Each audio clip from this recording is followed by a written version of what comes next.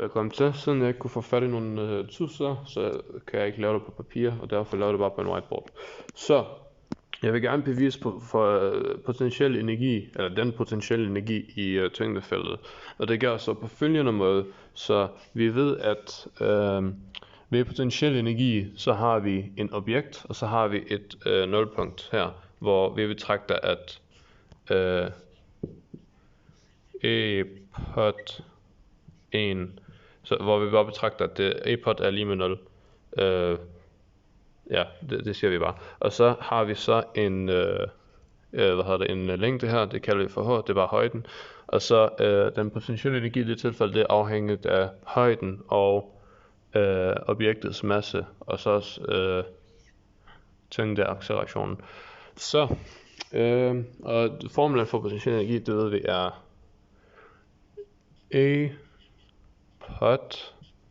og det kalder vi så bare for 2, lige med m gange g gange h. Sådan der. Ja, og så ved vi, at delta e-pot, det er lige med e-pot 2 minus e-pot 1.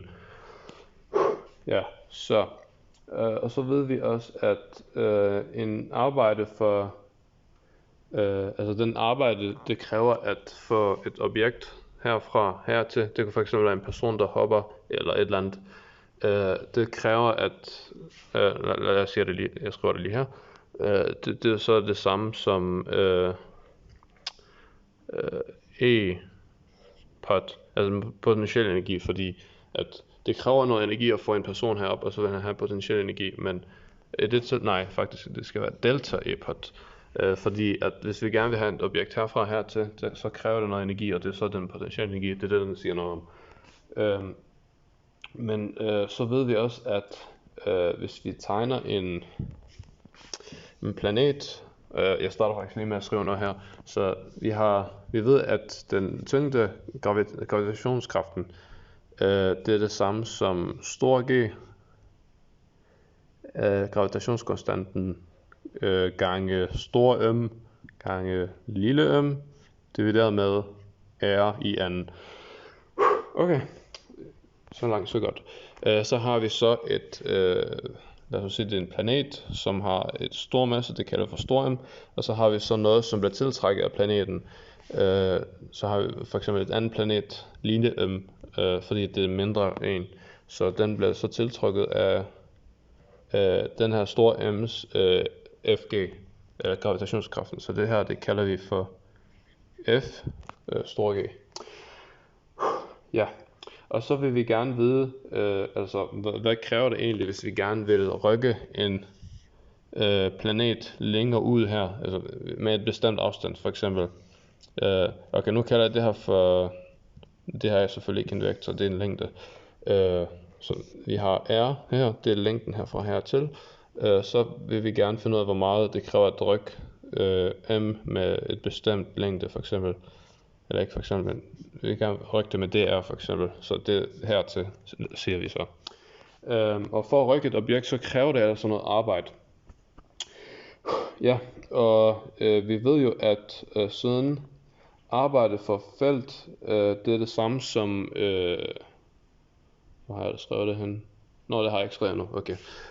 Det her, det er arbejde for at få en person op, men her har vi arbejde for felt. Det vil sige, det arbejde, det kræver at få en genstand væk, ikke tæt på, men væk. Det er det samme som, at vi ved, m gange g, det giver ft, ikke også? Men i det her tilfælde vil vi gerne få arbejdet til at få den her planet væk med et bestemt længde.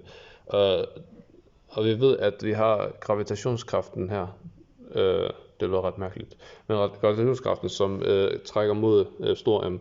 Så i det tilfælde vil det så være, i stedet for Ft, så vil det være Fg. Det er den eneste kraft, der trækker, og vi vil gerne trække den anden vej. Det vil så være F minus F G gange dr. Så langt så godt. Så har vi, så vil vi gerne finde ud af, hvor meget potentiel energi det kræver. Vi vil gerne finde ud af potentiel energi i forhold til, hvor meget man rykker det, hvis man rykker med et bestemt afstand. Det gør vi på følgende måde. Så vi har A felt og felt i lige med integralet, og nu har jeg altså glemt at skrive det her, der har stået det, fordi det er differentieret.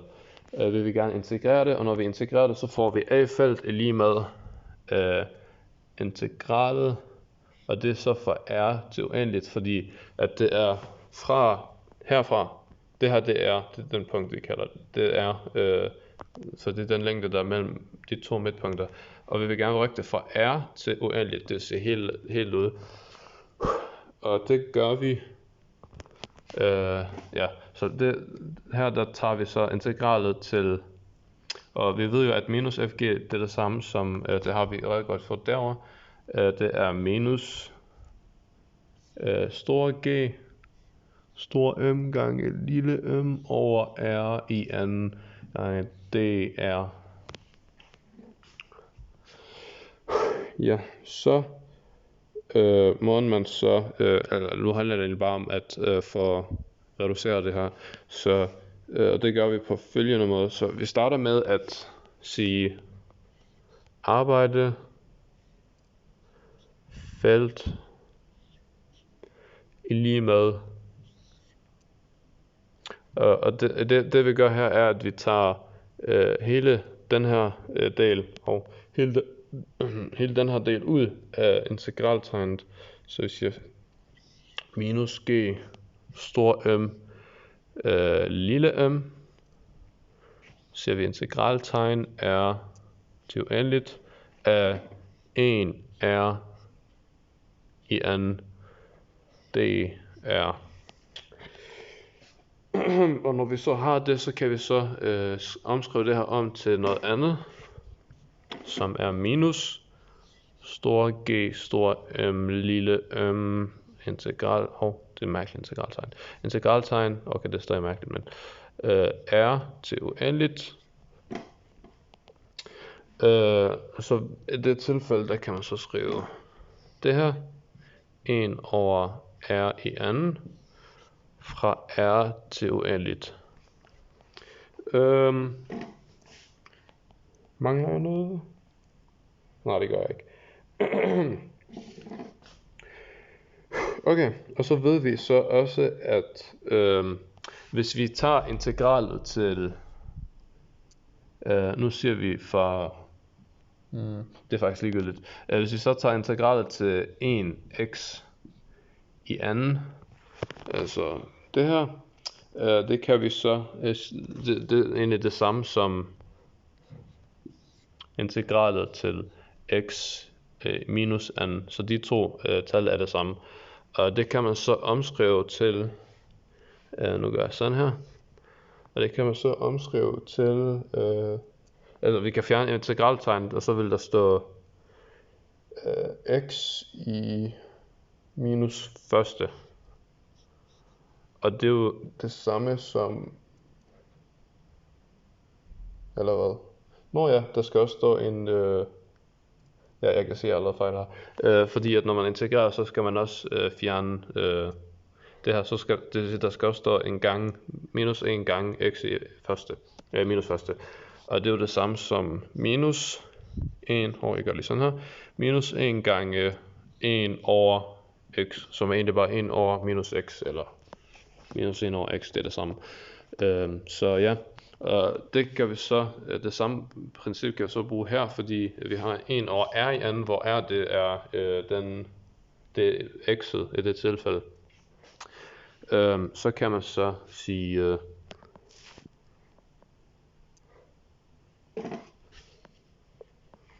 jeg skriver lige her noget, det er nok bedst. A felt i lige med så vil det være minus G, stor M, lille m, så var det her. Og det kan man så omskrive om til minus 1 over uendeligt, fordi det er jo for r til uendeligt, minus, og vi fik jo det der 1 over r i anden ting til at være noget andet, som var minus 1 over x, men i det tilfælde er det jo et r, så det er. Og så skal der stå et ekstra parentes her. Så kommer vi frem til det her. Og vi ved, at 1 over uendeligt, det er uendeligt tæt på 0, så det kan man egentlig, det kan man så bare lave om til 0. Så her vil det bare stå 0, minus, minus, og minus, minus, det bliver til plus. Så det her, det vil egentlig bare give 1 over r gange minus g mm. Og det vil så bare give arbejdsfelt i lige med, og det så bare give minus g stor m lille m over r. Ja, og det er så det vi kom frem til her, og vi kom også frem til hernede, at for at få et objekt til at bevæge sig, så har vi noget arbejde, og det fik vi så til at være delta e-pot, og delta e-pot, det fik vi til at være e-pot 2 minus e-pot 1. Nu sagde jeg også, at e-pot 1, det var lige med 0 her, men det kan også godt være, at det stadig er lige med m gange g gange h. Men måden vi lyser det her på er, at vi skriver videre på det, hvor vi så skriver, at arbejde for felt, det er lige med minus, hvad var det nu, e-pot. Og det er jo så fordi, at når vi laver et arbejde her, vil vi gerne et arbejde, hvor vi skubber den her længere ud fra stor M. Den arbejde, det kan vi så skrive som det her a-felt er lige med minus a-pot. Okay. Så kan man så sige, fordi vi kom frem til det her med a-felt er lige med minus g, m over r, så kan vi så skrive minus stor M lille m i lige over r i lige med, og det vil så give minus delta e pot, som er lige med hvad var det nu, e pot,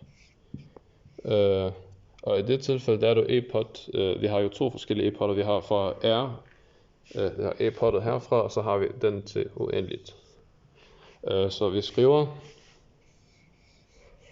e-pot uendeligt, og så var det så minus e-pot r. Ja, og det er så det, vi kom frem til her. Og så i det tilfælde kan vi så fjerne det her og give det til 0, fordi at jo længere ud man kommer, jo mere, jo tættere er e-pot på 0. Ja, så det vil så give minus e-pot r er lige med minus, og her kan man så bare fjerne, ja, altså man kan fjerne minuset her, de to minuser, og det kan man så også gøre ved, nej det kan man ikke gøre. Okay, så i det tilfælde, der vil det her så give minus e-pot er lige med r, minus e-pot r, så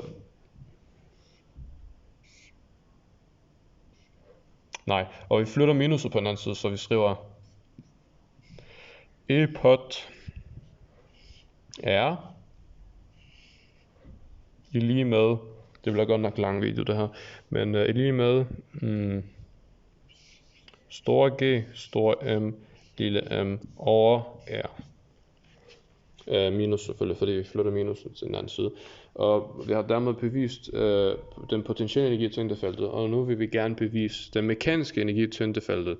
Og vi ved jo også fra afsnit 10.10 i Fysik B-bogen, at den resulterende kraft, det er lige med, nu skal jeg lige huske, m, det lille m, gange v i n, divideret med r. Og det her, det kan jo så sætte lige med gravitationskraften, fordi i det tilfælde, der er det jo gravitationskraften, det er den eneste kraft, det må så være lige med resulterende kraft. Så vi siger, hvad fik jeg? Det var det her, g, stor m, lille m, over r i n, det er mærkeligt her, er lige med m gange v i n over r. Og her i det tilfælde, der kan vi så gøre det, at vi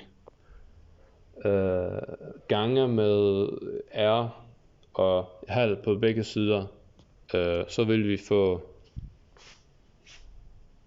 så vil vi komme frem til, at altså på den side, der vil vi komme frem til, at halv gange m gange v i n. Og hvad har vi set den her formel hen? Jamen det er formlen for kinetisk energi.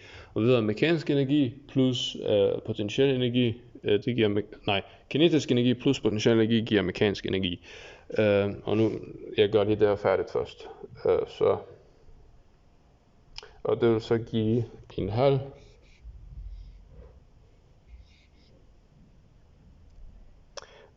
hvad var det nu? En halv gange g m lille m over r. Og det her formel, den her formel, det kom vi frem til herover, for det er e-pot potentiel energi i tyngdefeltet. Og det kan vi så bruge til at løse mekanisk energi. Så vi ved jo, at det her, det er det samme som halvdelen af den her, bortset fra at her, der står det selvfølgelig i minus. Men der kan man egentlig bare sige, at den kinetiske kin i lige med minus halv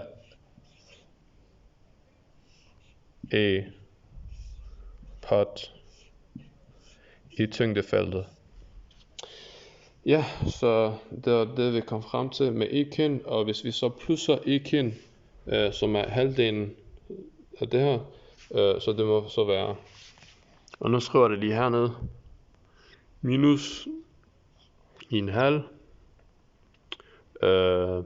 e-pot, det er så g, faktisk det behøver man ikke at regne ud, fordi vi ved jo, at minus, hvis vi har minus e-kin, det er halvdelen af minus e-pot. Ja, det er halv minus e-pot, og så trækker vi det så fra, og det er jo så e-kin selvfølgelig, ikke også? Og det plusser vi med en hel e-pot, så vil vi komme frem til en halv e-pot. Så det her vil i princippet egentlig bare give g, stor m, lille m over r i lige med e mech. Og på den måde har jeg så bare løst selve formlen. Så ja, eller ikke formlen, men jeg har løst e mech, så det burde give e mech det her. Så ja, tak fordi du lytter med.